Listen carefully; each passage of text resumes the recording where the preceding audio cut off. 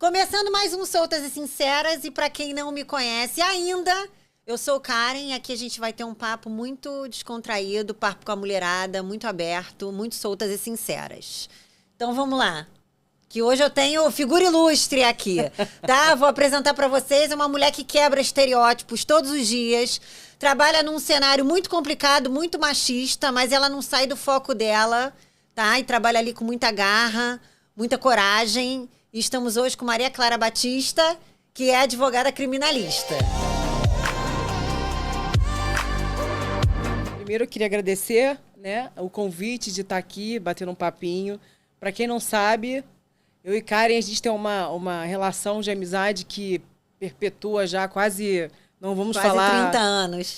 Bom, ela já quis dizer a idade, eu ia segurar isso. Não contei. Não vamos entregar a nossa idade, mas a gente se conhece há muito tempo. A gente se conheceu no intercâmbio, a gente foi para Cambridge e nos conhecemos lá. E desde então, a gente nunca manteve, mais se separou, enfim. Casamos, separamos, tivemos filhos, enfim. E a vida faz a gente estar aqui, né, batendo esse papo, enfim, mantendo essa amizade. E hoje as nossas filhas são amigas também. Então, deu certo, né? Deu. Essa foi uma amizade que deu frutos. Bom, vamos lá. Eu me chamo Maria Clara Batista, sou advogada criminalista, me especializei em processo penal, e trabalho num escritório grande, né, que só faz área criminal. E comecei minha trajetória em 2006, assim que eu me formei, eu comecei... Na verdade, eu comecei a estagiar no meu primeiro ano de faculdade. No primeiro dia de faculdade foi meu primeiro dia de estágio.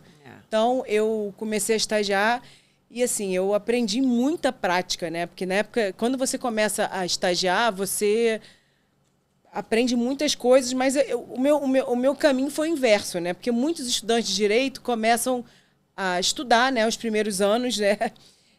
Ficam em casa, geralmente estudando. eu acho que estágio é terceiro período, não, né? Começa assim, os estágios que você precisa da carteira da ordem, né? Para estagiar, que você começa no sétimo período. O meu caminho, o meu percurso foi ao contrário. Na verdade, eu trabalho com meu pai, hoje em dia sou sócia, né, do escritório Nilo Batista Advogados Associados, e eu comecei, meu pai falou, acabou, agora você começou direito, faculdade, vamos começar a trabalhar. Então, assim, o meu movimento foi o contrário. Eu comecei a estagiar no meu primeiro dia de faculdade. Então, eu tive muita prática, né? Muita... assim, eu era como se fosse uma boy de luxo, uma office girl de luxo, né? Porque eu não tinha dado direito penal ainda, nem processo penal, então eu aprendi muita coisa. Então, assim, meu caminho foi o escraviário, né? É o escraviário. Nossa, eu fui aprendendo muita coisa nesses anos. Na prática, já, né? Exatamente. Que, inclusive, é muito melhor, porque quando a gente se forma, a gente sai da faculdade com aquela interrogação, né? Que eu vou fazer? Minha trajetória já foi escolhida escolhida, né? Eu quis trabalhar, né, no escritório com meu pai, mas as pessoas acham muitas vezes que trabalhar com pai, com família, com mãe, fácil. É tranquilo. Não, é muito difícil. Primeiro que o meu primeiro dia de trabalho, meu pai já me falou, aqui eu não sou seu pai, eu sou seu patrão, então, por favor... Se você quiser me pedir alguma coisa, não é para mim. Você peça para outra. Inclusive, eu sei, né? Sei muito que Dr. Nilo é brabo. Ele é brabo. Ih, gente, tocou o telefone. Tem problema. Vamos lá. Espero que não seja nenhum cliente. Mas acho que não é, não. Peraí. Porque a advocacia, o advogado criminal não dorme. Eu falei que Dr. Nilo é bem brabo, né? Ele Inclusive, não tem uma história de uma sala que ele fez pra você e ele trancou e ele te deu um prazo? Você tinha que cumprir uns pré-requisitos pra você ocupar aquela sala? Meu pai, assim, meu pai é um cara muito disciplinador. Meu pai é um gênio, enfim, um cara muito inteligente. Então, a educação dele comigo e com meus outros irmãos, né? Eu sou trigêmeo, tenho mais 2 irmãos gêmeos comigo. E também fui criada junto com Paulinho e Lucas, que são meus outros irmãos também. Meu pai achava que a vida só se baseava em estudos e trabalho, enfim. E eu acho que é muito isso, né? O futuro diz, assim, a gente precisa trabalhar, né? A gente precisa ter, digamos, ter um futuro. E meu pai sempre cobrava isso da gente. Então, o que ele fez? Ele fez uma escola, ele fez uma sala de aula no terceiro andar da nossa casa. Então, ele chegava do trabalho e tirava a lição da gente. Ele falava, ó, vou tirar, você vai estudar matemática, quando chegar, eu vou tirar a lição. Tinha um quadro, ele estudava ali. Porra, então, assim, meu pai sempre foi... Tudo na vida foi sempre baseado na educação, no estudo, no desempenho. E eu acho que isso é muito importante, porque hoje eu sou mãe, eu tenho 2 filhos, o Ravi e a Nina. E é isso, eu tentei... Claro, a gente não precisa... Nossos pais erram, né, também. E nós também. Nós também, mas cada assim, filho tem um temperamento. Exatamente. Você é trigêmea e eu sei que cada um é de um jeito. Exatamente. Guti é de um jeito, João Paulo é de outro, você é de outro. Exatamente, mas eu quis absorver dos meus pais, da minha mãe também, de promover a educação, o ensino, estudar, porque ninguém pode tirar da gente a cultura, Não. o que a gente estuda, o resto pode tirar, mas o que a gente aprendeu estudando, o que a gente aprendeu se dedicando, isso ninguém pode tirar. Então eu tentei ensinar isso aos meus filhos, não como meu pai, dizendo, tirou quanto na prova? 10, não sei o quê. Sempre falei para os meus filhos, não quero 10, eu quero notas que vocês possam passar de ano direto, enfim. Então, eu acho que eles estão num caminho aí, um quer fazer direito, o outro eu ainda não sei. E tirando essa parte, casamentos? Bom, casamentos, eu fui casada, né, com o pai dos meus filhos, tivemos 2 filhos, e me separei, hoje em dia sou casada, casei com um advogado. Criminalista também, né, porque o fruto cai no pé da gente. Mas o primeiro marido era delegado, né? Pois é. Temos um delegado e um advogado criminalista. Advogado, exatamente, porque é o meu universo, né? É o meu universo. E aí eu casei com um grande amor da minha vida que sempre esteve ao meu lado desde o dia 1 do meu trabalho, lá no escritório. Eu sou testemunha, tá? Precisar de testemunha. Eu conheço o André há muitos anos, mas, enfim, a vida é muito louca. Cada um seguiu uma vida. Ele casou, eu casei, tivemos filhos. E, enfim, e agora juntamos todo mundo, né? Juntamos todo mundo. 4 filhos. Exatamente. Então, tá todo mundo junto e misturado, né? né? Todo mundo junto e misturado. Exatamente. É isso mesmo. Vamos ver. De história de vida. Bom, vamos começar com as perguntas agora, vamos organizar. Eu não decorei. Como é a sua rotina do dia a dia? Como é que é a sua rotina junto com o seu trabalho? Bom, eu sou uma pessoa extremamente... Adoro rotina, adoro disciplina, né?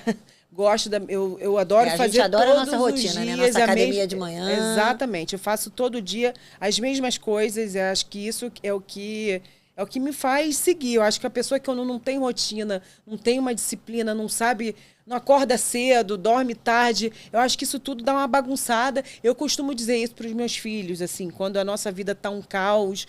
Começa para dentro do nosso quarto. Se o nosso quarto está bagunçado, se nosso armário está bagunçado, acho que reflete muito a nossa vida. Então, eu tenho isso na minha cabeça, um mantra. Então, eu costumo fazer todos os dias, minha cama arrumada, meu armário arrumado, ou seja, eu costumo ser uma pessoa muito organizada justamente para manter a vida organizada. Então, acordo cedo, tomo café com os meninos, né, que eles vão ao colégio, agora o Ravi vai para a faculdade ano que vem. O Ravi já está fazendo vestibular. É vestibular.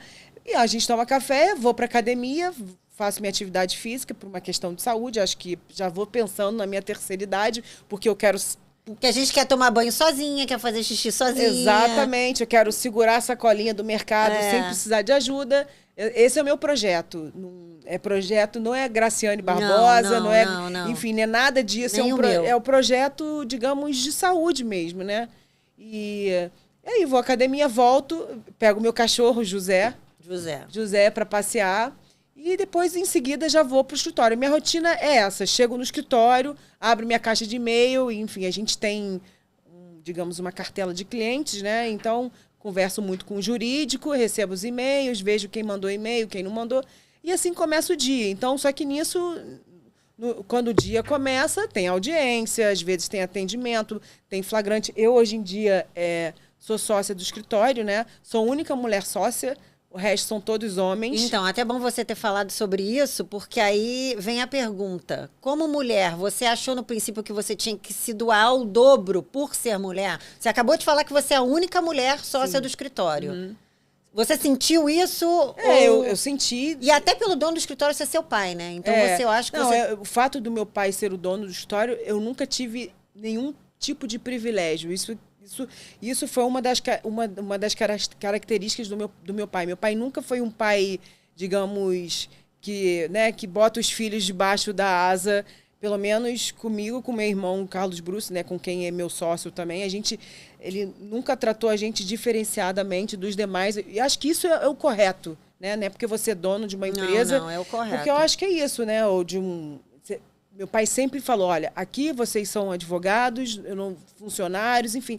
E eu, para ser sócia do escritório, eu comecei como estagiária, depois, fui seletista, enfim. Ou seja, eu fui galgando um espaço dentro do escritório, não foi da noite para o dia, né? Então, com essa questão de eu sentir dificuldade, eu senti sim. Depois que a gente se torna mãe, a nossa vida... muda drasticamente. Então, assim, eu tinha que equilibrar flagrante em delegacia, eu tinha que equilibrar audiência com um filho pequeno em casa, entendeu? E depois veio a Nina. Então, assim, tinha momentos difíceis, assim, claro. Qual é a diferença do Ravi para a Nina mesmo? São 2 anos. Só 2 anos? 2 anos, Nem lembrava disso. Eu tive um atrás do outro, justamente para eles crescerem juntos, e foi ótimo. Mas eu, no início, senti... Quando, assim, mãe de primeira viagem, eu senti bastante.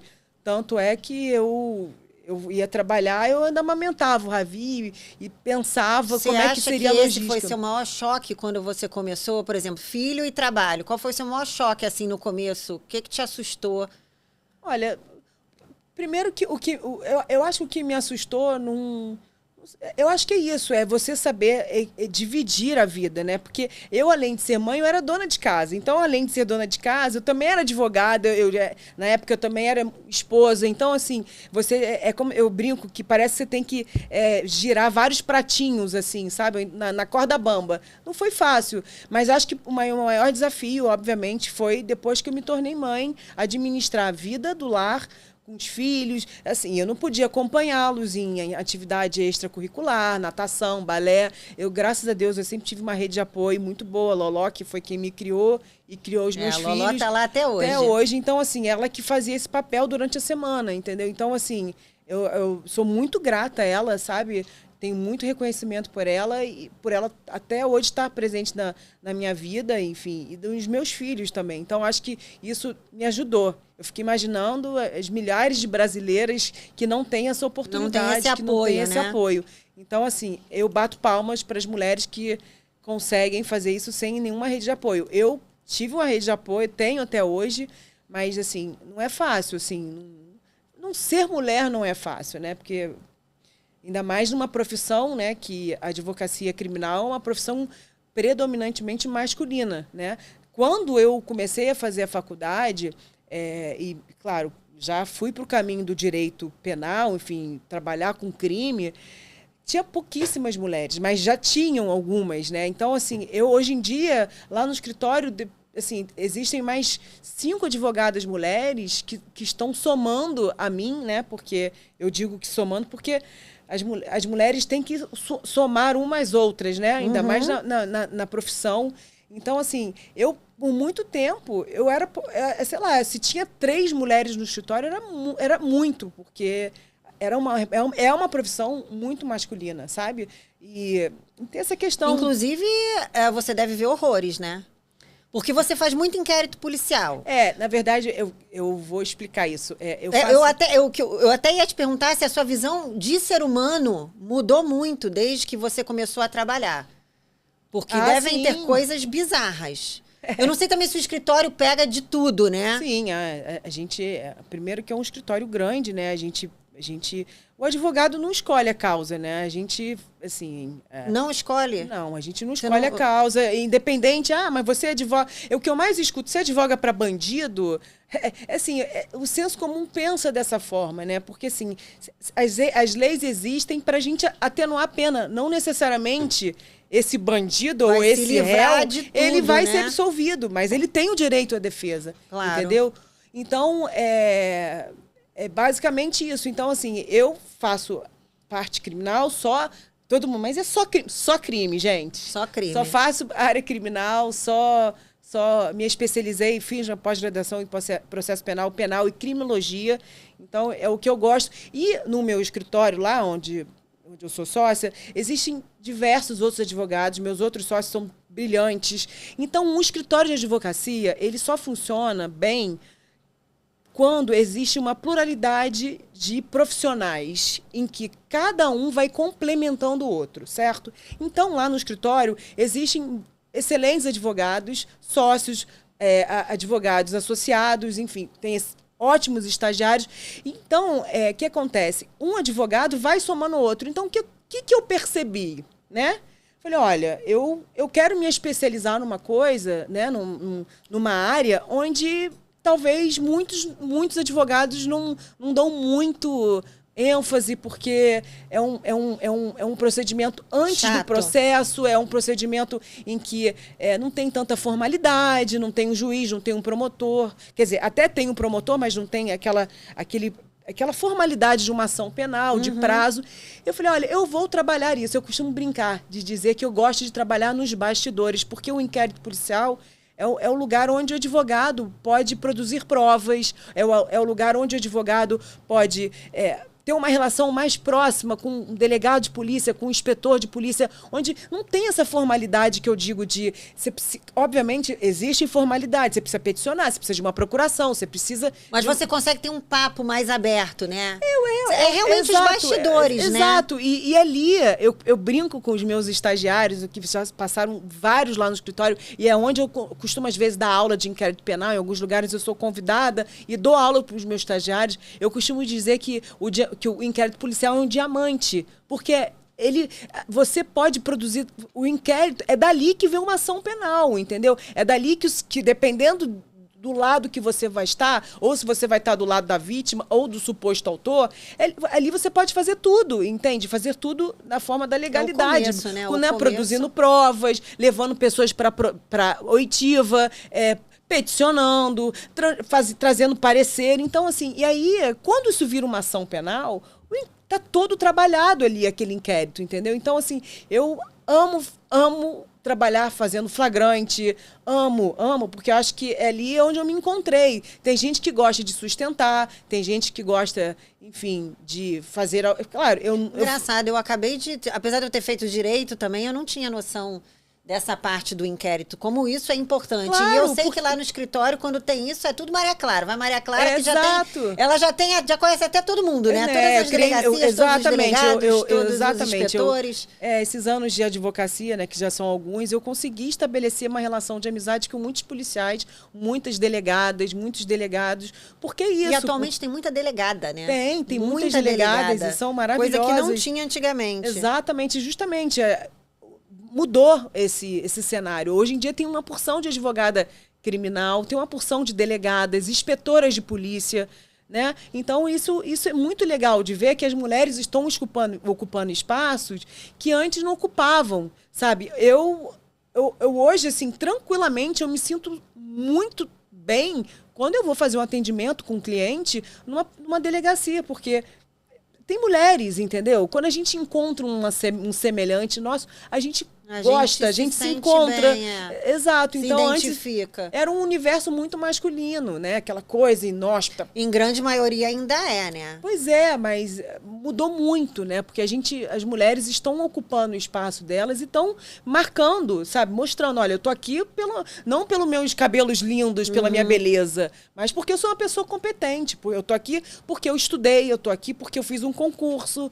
Então, isso é muito, muito legal. Então, voltando ao inquérito, eu me especializei porque no meu âmbito de trabalho existiam várias peças tão importantes que estava faltando uma. Eu falei, olha, eu vou me especializar nisso. E adoro o que eu faço. Claro, eu faço audiência, eu faço uma série de coisas, né? Mas é o que eu mais gosto de fazer, é o que eu me enveredei, é o que eu gosto, é o que eu trabalho. Porque aí, depois, quando esse inquérito, né, termina, né, ou quando a pessoa é indiciada, ou então o inquérito é arquivado, dependendo do lado que você está, você consegue, né, consegue ter digamos, um resultado independente do lado que você esteja, você consegue o resultado que você quer. O que eu te perguntei antes sobre a visão, se tua visão de mundo mudou, né, pelas coisas que você vê, que você passa dentro da sua profissão. Quando você vai dar um alerta ao Ravi ou à Nina ou algum amigo, sim. né? Claro. A gente lida com, né, com situação, com crime, né? Advogado criminal lida com crime, né? assim, a gente vê situações, né? A gente vê situações preocupantes. Né? Então, assim, a gente traz isso para dentro de casa, né? Essa questão da internet, de tomar conta, né? Até de mostrar que às vezes a gente acha que os nossos filhos vivem numa redoma, que nada vai acontecer, e não é bem assim, né? Não é bem assim. E não é bem assim. Agora, enfim, mostrar... Olha, em 30 anos tinha coisa que eu só descobri hoje. É. Em 30 anos da nossa amizade, a gente nunca sentou para conversar sobre nada. E olha que eu passei por todas essas etapas com você, né? Mas foi bom. A gente pode conversar mais sobre isso quando a gente for jantar fora, né? Essas coisas assim que a gente não quer falar nada, só abobrinha. Olha só, agora nós vamos fazer a rapidinha da Karen, que a rapidinha da Karen é muito rapidinho e muito importante também. Tem umas perguntinhas aqui. Não quer beber uma água? Rapidinho, assim, eu fico até com medo. Que vai vir Deixa eu ver aqui. Não, até que tem umas coisas sérias aqui. Não botaram nada engraçadinho? Nossa, acho que tem um peso da profissão, não é possível? Estão com medo de me fazer perguntas. Uma coisa que você não tolera no ambiente profissional. O que eu não tolero? No ambiente profissional. Excesso de vaidade. Excesso de vaidade. Também não gosto, não. Excesso de vaidade não dá problema, e acho que em todas as áreas da vida. Eu acho que a gente ser humilde, né? Ser uma pessoa... Eu costumo dizer lá no escritório, para todo mundo que trabalha na minha equipe, né? Eu costumo dizer assim, eu aprendo com você, a gente está somando forças, né, para um trabalho. Então, assim, eu não sei nada, a gente está aprendendo junto, porque a vaidade é uma coisa muito ruim. E a minha profissão é uma profissão onde muitos advogados são muito vaidosos e onde, enfim, eu tenho horror a isso. Eu sou uma pessoa muito humilde e prefiro trabalhar nos bastidores e sem holofotes, porque eu acho que a minha essência é essa, sabe? Então, continua com a tua essência. Muito melhor, também acho. A autoridade se impõe ou se constrói? Se constrói, total. Também acho. Tudo que se impõe tem acho um que é excesso, pior, né? E tem uma questão problemática, né? Porque o excesso você te leva para alguns lugares... E afasta as pessoas também, muito ruins, né? Ah, sim. Eu até tive que estudar esse tópico aqui. Porque a estátua da justiça é cega. Na verdade, não é bem essa palavra. Vou fazer de outra forma. Você acha que essa estátua da justiça, né, que está ali vendada, cega, realmente Agora eu não estou conseguindo... Calma aí. Não você está querendo que é uma crítica porque ela é a justiça cega? Porque não, porque a gente sabe que ela é cega porque ela quer dizer que todos são iguais. Exatamente. Né? A imparcialidade. Mas é isso que acontece na vida real? Eu acho que sim. Nós, como profissionais, a gente acredita que sim, A gente acredita que sim, né? Eu acredito que sim. A justiça tem que ser imparcial e é isso. O processo tem que seguir as regras, né? O processo, devido ao processo legal, enfim, o processo ele tem que caminhar, porque caso contrário, se isso não acontecer, existem várias nulidades, enfim. Aí tem os recursos, tem uma série de coisas que o advogado pode... Mas eu acredito na justiça, sim, claro. Muitas das vezes, aliás, assim, a gente vê decisões muito ruins. Injustas, talvez? Injustas, muito pesadas, né? Muito punitivistas, mas não é o que assim, é o que acontece também, né? Também. Vamos lá. Aqui a gente botou o seguinte: acredita em prisão perpétua ou pena de morte? Na verdade, eu gostaria de ouvir a sua opinião sobre isso. Bom, eu assim, a minha opinião é um pouco crítica, né? Eu acho que a cadeia não serve para nada. Eu também acho que não serve. Eu acho não que ressocializa assim, ninguém. Exatamente. Sai pior do que quando entra. Exato. Eu acho que quanto mais a gente criar crimes, mais pessoas serão presas, mais... Entende? É como se fosse um círculo que não termina nunca, entendeu? Eu acho que a cadeia não é a solução, porque a cadeia existe há tantos anos. E qual é o resultado disso? Qual seria... Olha, eu acho que a solução... Na sua opinião? Aí eu acho que eu vou dar uma viajada.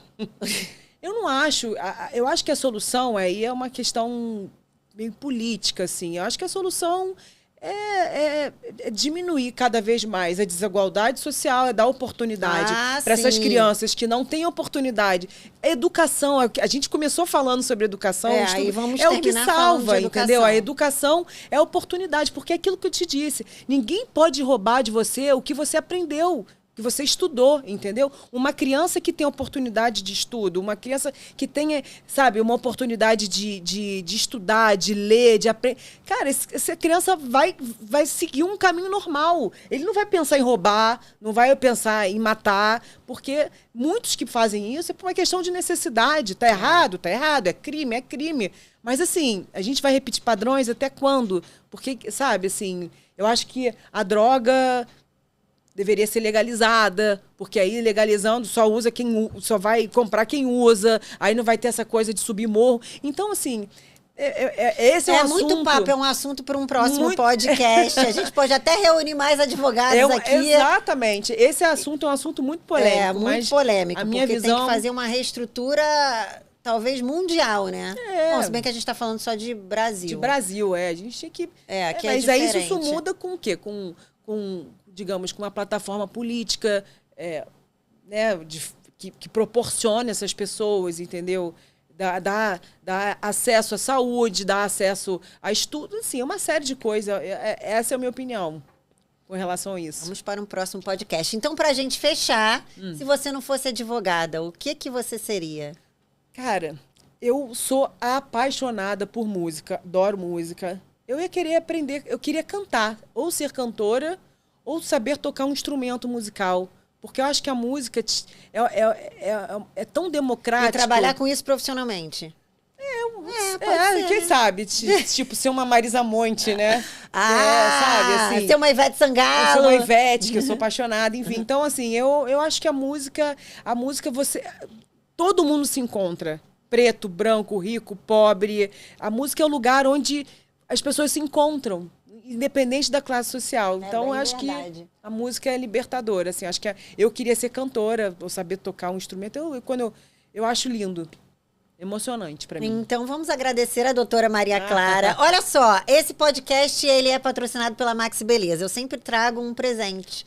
Mas, vou até tirar esse microfone aqui. Eu trouxe para você esse presente aqui para você botar no quadro. Isso aqui nós tínhamos 16 anos.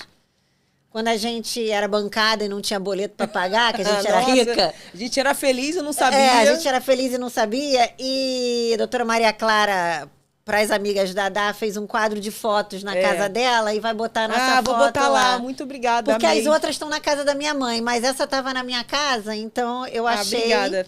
Obrigada, amiga. Adorei. Então, gente... essa viagem foi muito especial. Foi quando a gente se conheceu, lá em essa Cambridge. viagem foi muito boa. Vamos fazer de novo? Assim, depois de velha? Mas sem filho, né? Sem Só filho. gente, Não, sem a gente foi marido. sem filho, a gente não tinha filho.